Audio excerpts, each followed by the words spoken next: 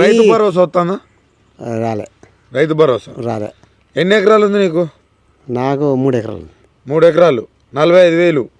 అంతకుముందు 7,500 మొత్తం 50 ఎక్కడ వచ్చేది పడాయి. రేవంత్ రెడ్డి వచ్చినాక ఇక నేను అలానే మళ్ళీ ఇంకొకటి ఎప్పుడు మా ఇజ్జత్ పోతుంది మా అరగూడెంలో. నువ్వు కాంగ్రెస్ పార్టీనా?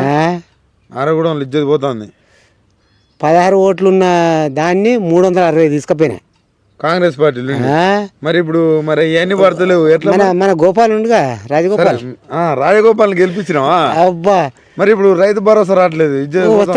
వస్తలేడు వీళ్ళకి వస్తలేడు. మా ఇజ్జత్ పోతుంది. మీ ఇజ్జత్ పోయే కాడికే అయింది కథ. ఇట్లా ఇజ్జత్ పోగొట్టుకుంటే ఎట్లా మరి?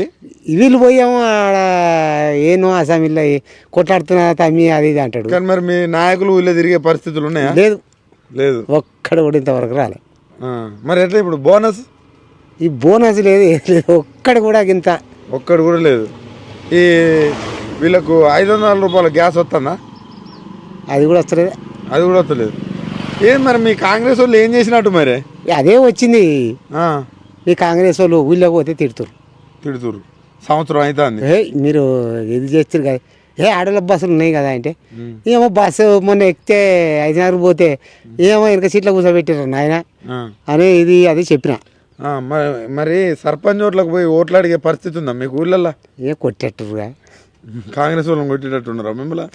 మరి ఎట్లనే మరి రేవంత్ రెడ్డి ఇత్తా దేవుళ్ళ మీద ఒట్టు అది అంటాడు. మీ ముఖ్యమంత్రిని చేసిరు మీరే కాంగ్రెస్.